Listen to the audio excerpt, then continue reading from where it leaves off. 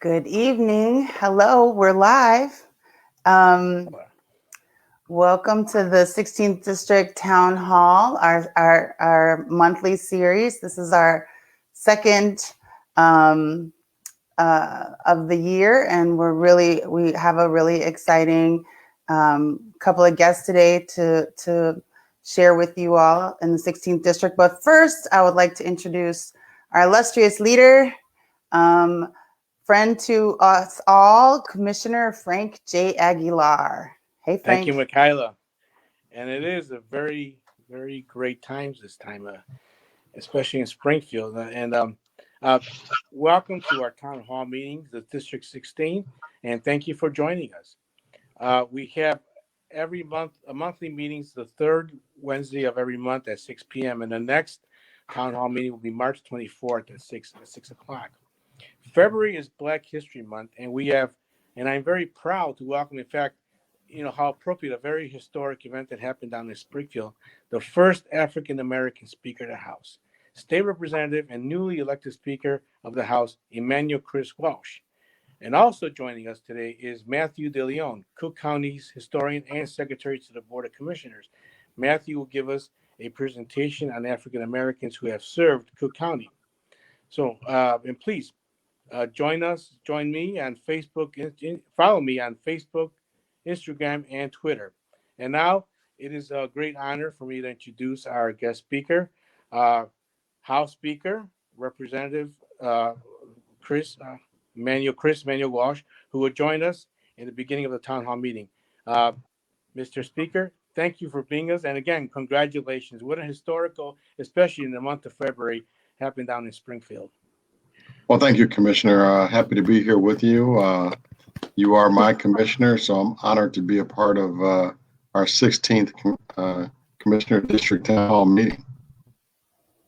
Awesome. I just want to give those who don't know you, Speaker Welch, a little background.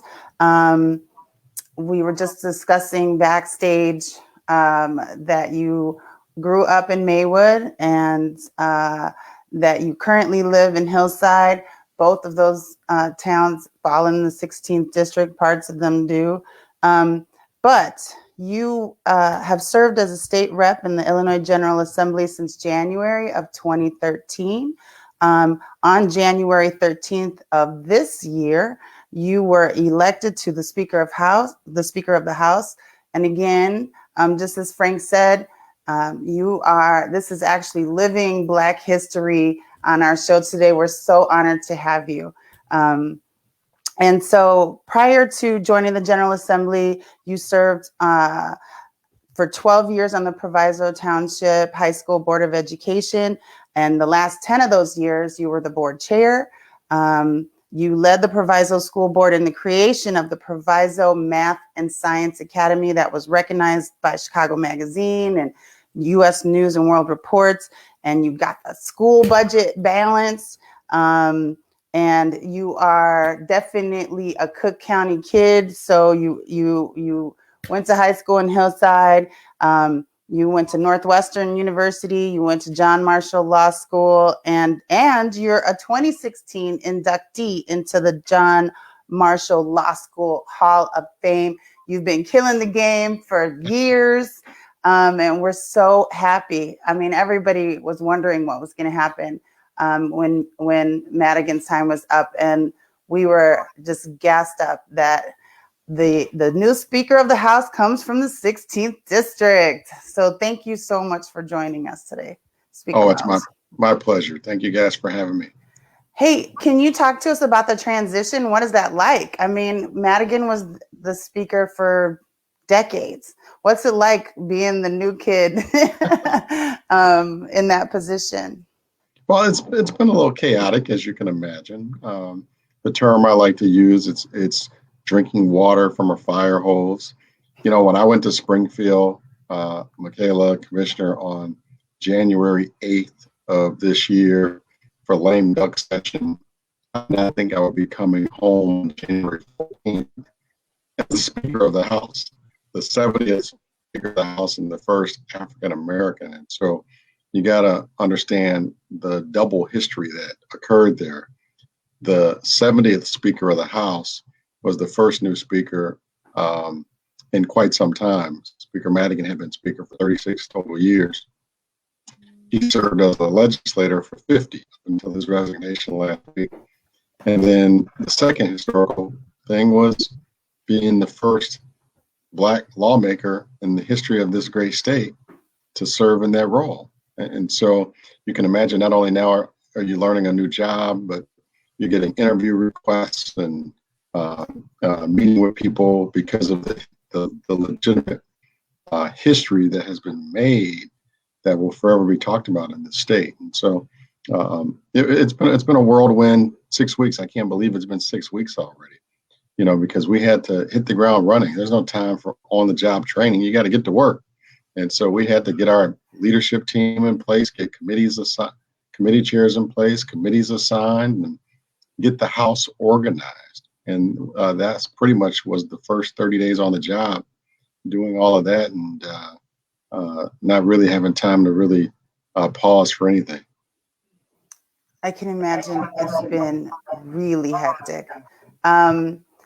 So in terms of your role, can you just explain to people what the Speaker of the House actually does and why this is so significant in terms of you being there? And if you could also touch on what I think to be a Black-Brown coalition that brought you, that elected you to this seat. I think that too is really monumental when we're talking about how Illinois politics has been changing over the years. Yeah, there's a lot there to unpack there, Michaela. But let me say that the role of the Speaker of the House is different than being just the state rep. And I do want to say to the folks that are watching that I am still the state representative of the 7th District. I had to take 2 oaths of office on January 13th. The first oath is for state representative. I still am elected to the body by the 108,000 people in the 7th District, 12 municipalities that I represent. But as the Speaker of the House, you take a second oath. And you are elected by the members of the House of Representatives. The members of the House elect a speaker from among the membership once every 2 years. That comes up. You have to do it at the inauguration. And nothing can happen in the General Assembly until the Speaker is elected and the President of the Senate. Once you're organized, then you can begin the work of the legislative body. And so that's one of the most important things you can do. And the Speaker is the Chief Administrative Officer of the House. You're basically, you're a legislator as a state representative, but you're an administrator as the Speaker of the House. I mean, we manage the rules and we manage the business of the House and understand that there is a business side of this. You got to manage this house so that you can keep the trains on the tracks and get out of there by May 31st at midnight is the goal. If you don't get out of there by May 31st, a different process kicks in because then you need a supermajority to get anything done. And so managing all of that is a handful. and I'm looking forward to it. I've already got my sleeves rolled up, excited about this job and the opportunity it presents. I'm very humbled by the fact of being a history maker, but I really want to make history with the legacy we leave in the job that we do. We want to tackle these challenges that lie ahead head on and do them in a way that people will be proud. That was a great explanation. And I knew I threw 2 questions at you, but can you just touch on also the Black and Brown Coalition, how you were elected to be Speaker? So that's a different story. And I'm glad you asked the question separate and apart because, when I went down there on January 8th, I was whipping votes for Speaker Madigan. And I thought, he would be reelected. On January 10th, when we took a vote in caucus, Speaker Madigan, I think, got 51 votes. And so he was 9 short of the magic number of 60. And no one knew what we were going to do next. But Monday morning on the 11th, I'm going through security at the convention center where we were meeting. and I get a call from a number that I don't recognize. Normally, I don't answer a call from a number I don't recognize, but it was a 217 area code. So I said, let me answer it. It might be someone obviously in the area that I need to talk to. And it turned out to be Speaker Madigan. And I'm going through security. I say, Speaker, I'm going through security. I'm literally got a phone in him, a briefcase. It was crazy. Let me get through security in one moment. And so I got through security and we talked. And he told me that he was suspending his campaign for re-election. He wasn't withdrawing from the race, but he was suspending his campaign and thought it was time to allow someone else to see if they can get to 60 votes. And then he said, and this is where the conversation turned to become the call that changed my life. He said, Chris, do you want to be Speaker?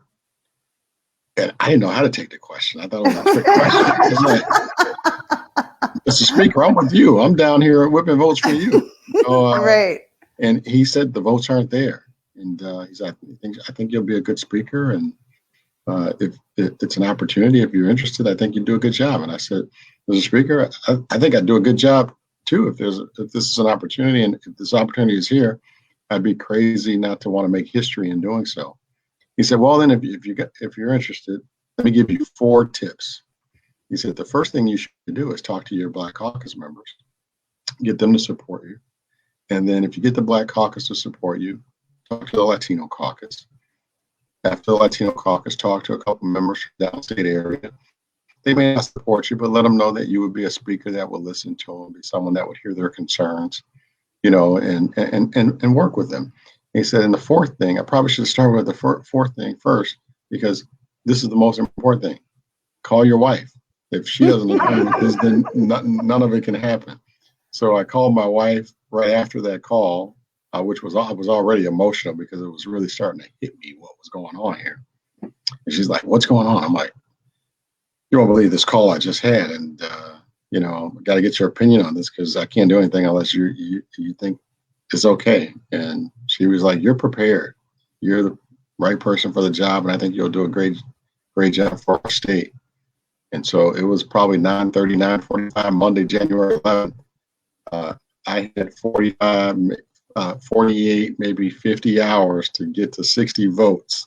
And it was off at that point, 48 hours. And it was the fastest 48 hours of my life.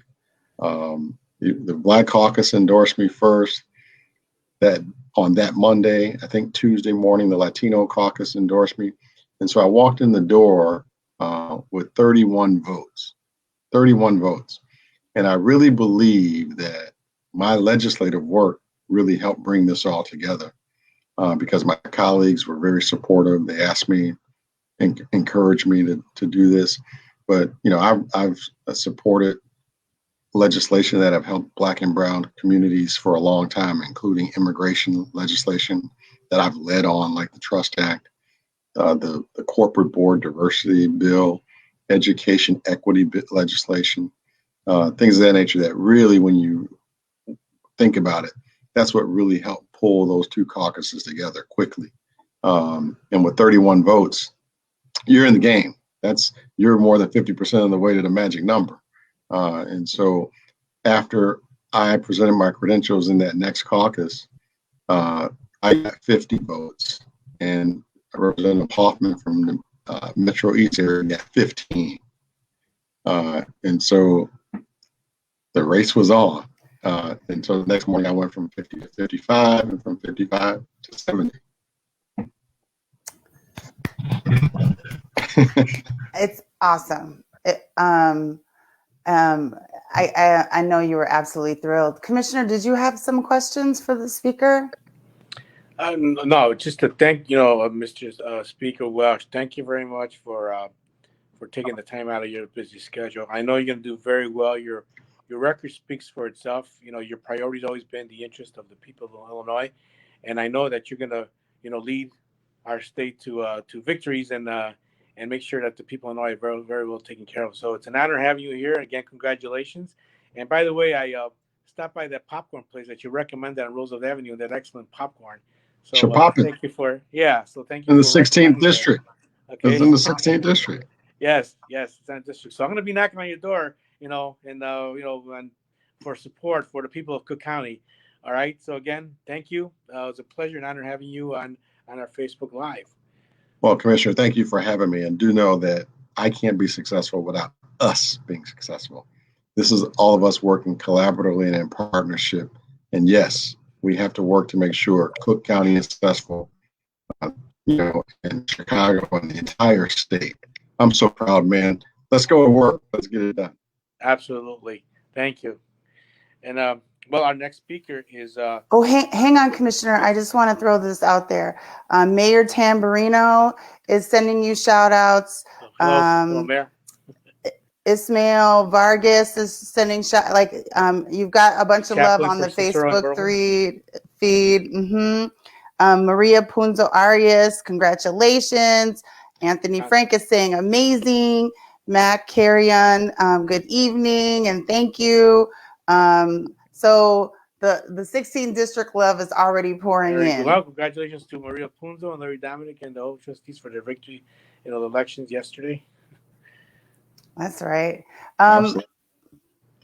It's been everybody. Thank you so much for taking the time with us, and we'll be in touch soon. Thank you. We're cheering for you from here. Thank you so much, good. Speaker Welch. Take Thank you. care, Commissioner Michaela. Take Thank care, you. 16th District. Okay. Well, our next guest speaker is Mr. Matthew DeLeon, Cook County historian and the secretary of the Cook Counties of Commissioners.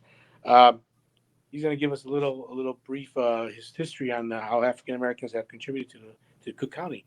Matthew, thank you, and again, thank you for your work you've done for the board as well. So glad to have you on Facebook Live with us. Commissioner, thank you. Michaela, thank you.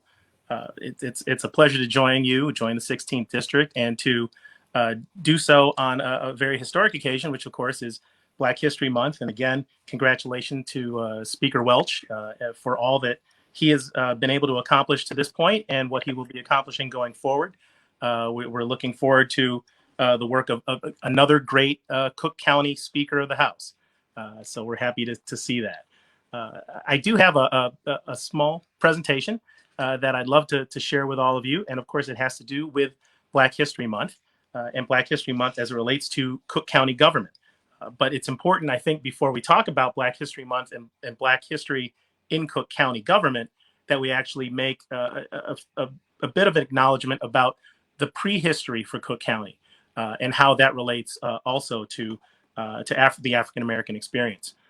Prior to a number of white settlers coming to this area, the first non-native settler to actually reside in Cook County was John Baptiste Pont du Sable. And he actually formed a settlement near the mouth of the Chicago River where it meets Lake Michigan. And there's actually plaques over on Michigan Avenue where you can see where that settlement happened to be in and around 1787 to 1790. So very early on, you had a specific participation on behalf of the community and recognized, I think, widely as the first settler founder, really, of Chicago. Daniel Pope Cook, for whom Cook County is named, was a fierce abolitionist, used his position as a publisher and as clerk of the Illinois Territorial House to advocate firmly for statehood, but not just statehood for Illinois, statehood as a free state. And he was successful in getting that accomplished. He was Illinois' first attorney general and Illinois' second congressman. Never visited Cook County, never visited the area, actually died at a very young age, died at age 27. But before dying, was able to accomplish a great deal. And guaranteeing that this state was a free state was a tremendous accomplishment of Daniel Pope Cook and his family.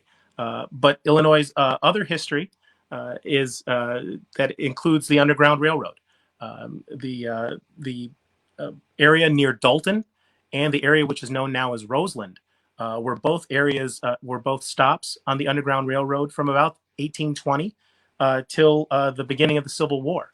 And obviously the importance of the Underground Railroad to ensuring a path to freedom for slaves was extremely important throughout much of the much of the early part of the 19th century, and Cook County was right in the middle of it. And that really is probably the story of Cook County in a nutshell, is that Cook County is really at the center of a lot of these large changes and things that happened throughout American history. If you're thinking of all the different major patterns of American history, whether it is Reconstruction, John Jones, who was our very first African American county commissioner, who you'll see on the next slide coming up. John Jones was a tailor, but also a wealthy landowner here in the city of Chicago. Was elected on the Union fireproof ticket in 1871, just after the Great Chicago Fire. But he was our first county commissioner, and he was elected in and around the time of Reconstruction that was happening in other parts of the United States. Oscar DePriest, who was a county commissioner in the early 1900s, went on to become a Chicago alderman, and then became the first Black congressman in the United States House after Reconstruction.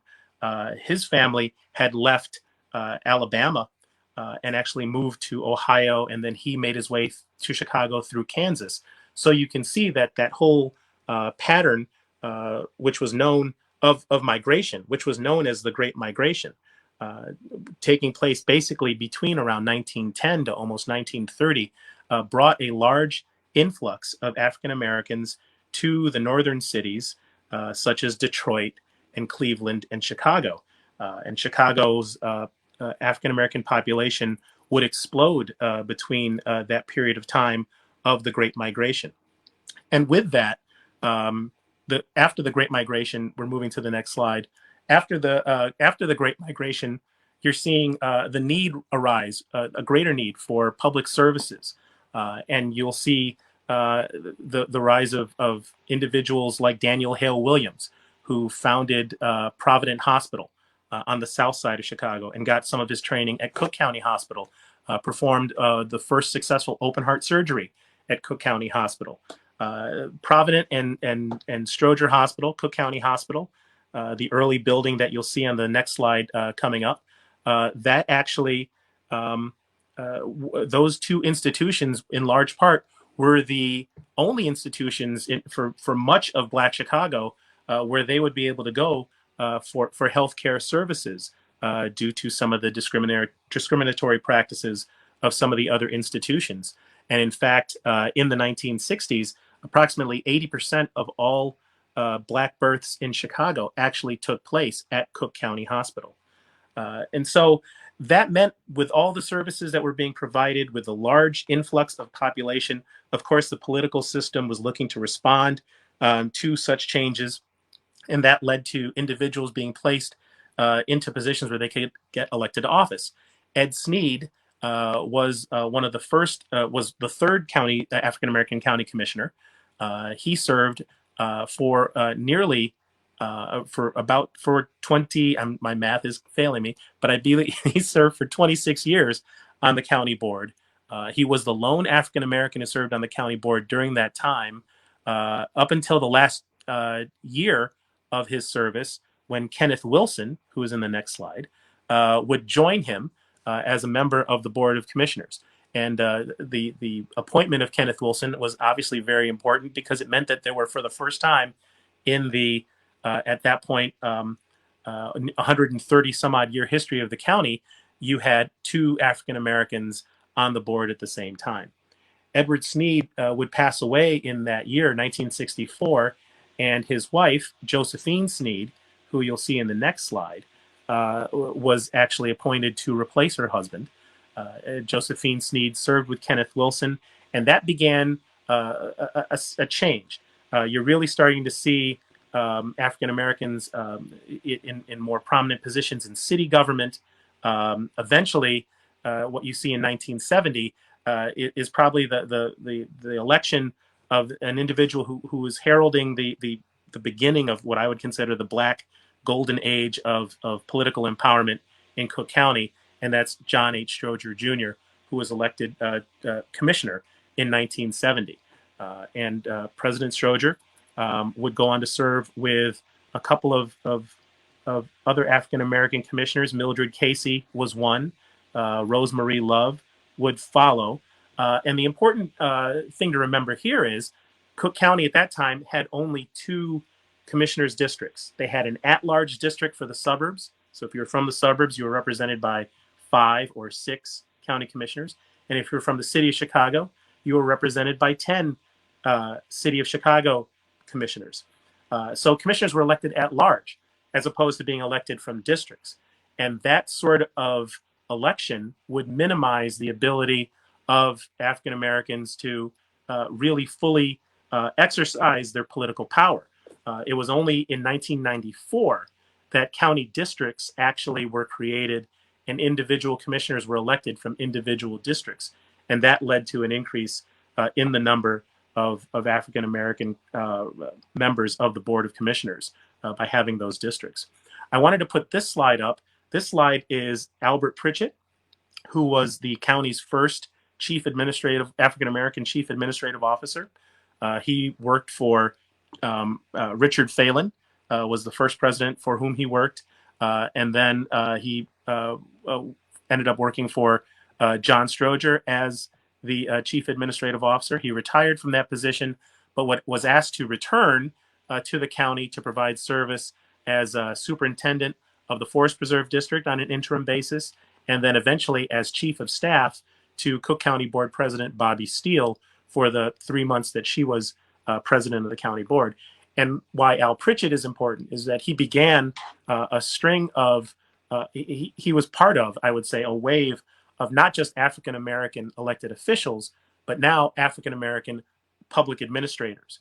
You were seeing more African Americans get into the day-to-day responsibilities, day-to-day roles of running Cook County government in a lot of areas. Robin Kelly, who many of you are familiar with as a congresswoman from Illinois now, was a successor in later years to Al Pritchett in the same role as chief administrative officer. And it's important to acknowledge the role that she has played. And later on, you'll also see that Juliana Stratton, she's not the next slide here. Juliana's a little bit later, but Juliana Stratton, who of course is our lieutenant governor here in Illinois, was at one point the executive director of the Justice Advisory Council for Cook County. So the rise of public administrators had an impact. The rise of elected officials had an impact on the presence of public administrators. Chuck Bowen was a county commissioner in the early 80s. He was followed then by Jerry Butler, who would end up who was on the next slide and would end up serving as Cook County Commissioner for 30 years. And Bobby Steele, who was on the next slide, who was elected. In both of those individuals were elected in 1986, and the rise of political empowerment for African Americans led to a rise in public administrators, and then later that public administrator became fertile for growing additional African American political leadership. Bobby Steele was a school teacher, came here also as part of, her family came here as part of the Great Migration period as well. You can see that she was born in Cleveland, Mississippi. Jerry Butler, who was in the slide before her, was also born in Mississippi. Al Pritchett, who we had mentioned previously, was from Arkansas. John Stroger was from Arkansas. So again, these patterns, these large historic patterns in African American history find their way into Cook County history on a regular basis. Another individual whom everyone knows, Danny Davis, Congressman Danny Davis, who represents parts, I believe, of the 16th District, and obviously also parts of the 1st Commissioner District, was a county commissioner from 1990 to 1996. It says 1994, but it was actually 1996. And he was from Parkdale, Arkansas. So again, another byproduct of the Great Migration in terms of elected leadership. Commissioner Deborah Sims, who is our longest serving African American female county commissioner and is currently serving now with Commissioner Aguilar, was elected in 1994. And she was elected as a direct result of the, again, the districts, the one district, one commissioner, one man, one vote rule that ended up prevailing in the organization of the county board. So we were very excited to have Commissioner Sims. This also led the work that you're seeing in terms of African American leadership led to Wilson Frost being elected to the Cook County Board of Review. Would also lead to Cecil Partee. Cecil Partee was our county's first African American appointed to hold a countywide elected office. He was the state's attorney for Cook County, starting in 1989, appointed to replace Mayor Richard M. Daley after he was elected mayor of Chicago. Not long after,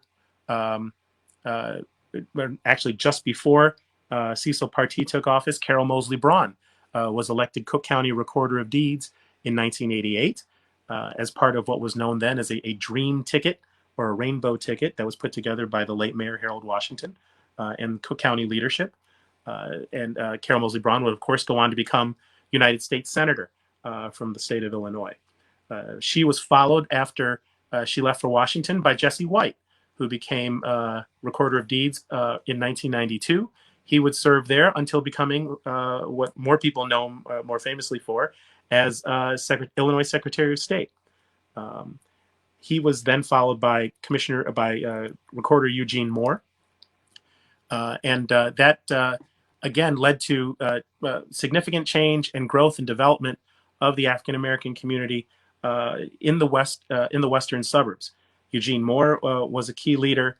He was soon followed by Darlena Burnett, who was followed by Earlene Collins, all leaders on the west side and in the west suburbs in the African American community. Dorothy Brown would go on to become elected clerk of the circuit court, the first African American clerk of the circuit court in the year 2000, and she just recently retired in 2020. And of course, Tim Evans is our chief judge. He's actually also from Hot Springs, Arkansas. So again, another later generation, but again, another product of the Great Migration. He's been chief judge now this will be his 20th year as chief judge. So this period of time between 1970 into 1990, you really saw an acceleration to where Kim Fox was elected as our first African-American state's attorney, our second African-American state's attorney, first African-American woman elected to the position of state's attorney. And Karen Yarborough was elected initially as Recorder of Deeds, but again, shifted over to the county clerk's office in 2018 as the first African-American to hold the position of county clerk, another leadership position, African-American in leadership from the west suburbs and the west side. So this whole period of time is something that I think a lot has to be said. Todd Stroger, who was an alderman and a state representative, was elected county board president in 2006, succeeding Bobby Steele, who succeeded John Stroger. And the position of president of the county board would continue to be a position held by an African American in 2010 when Toni Preckwinkle was elected county board president. There you see our lieutenant governor. And then Toni Preckwinkle was elected county board president in 2010, and she serves until this day. Another slide that I wanted to show you as I wrap up the majority of my presentation is the next one, which illustrates on a side-by-side basis some of the changes that I think people have seen over the years in terms of Cook County representation on the county board. First, you see on the left what the county board looked like in 1965 when Seymour Simon was president, and you had 2 African Americans serving on the county board. Now, in 2021, we have 6 African American county board commissioners. We have an African American county executive, and that diversity has made its way further into the ranks of the county board. And so you can see that African Americans help lead the way for other groups, because now we have 3 Latinx commissioners. This is the first time that we've ever had 3 members of the Latinx community on our board. In addition to Commissioner Aguilar, of course, we're referring to Commissioners Arroyo and Commissioner Anaya. We also have 5 women on the county board, which ties for the highest number of women that we've had on the county board. And we have our first openly LGBTQ individual, Commissioner Kevin Morrison, who is representing the 15th district on the board. It's an amazing amount of progress that has taken place over the last 190 years. This is the county's 190th anniversary, and we're happy to bring it all to you and to try and document it in the county's historic archives and records office.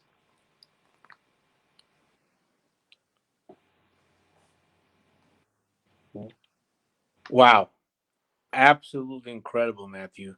Thank you for highlighting the quite remarkable achievements of African Americans that have served the county board.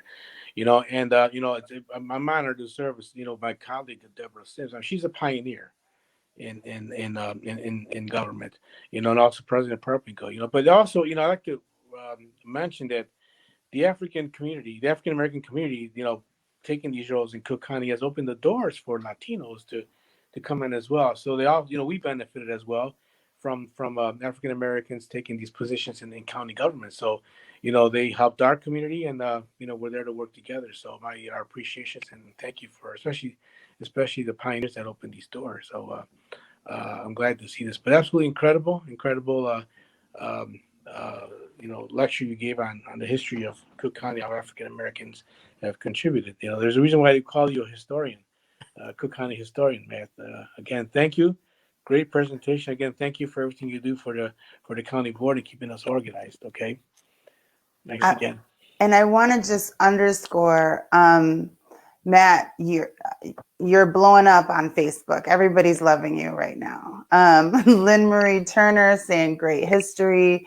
Rudy Urian is saying hello. There's Skyla Sensore, and I apologize for butchering any names. This is great.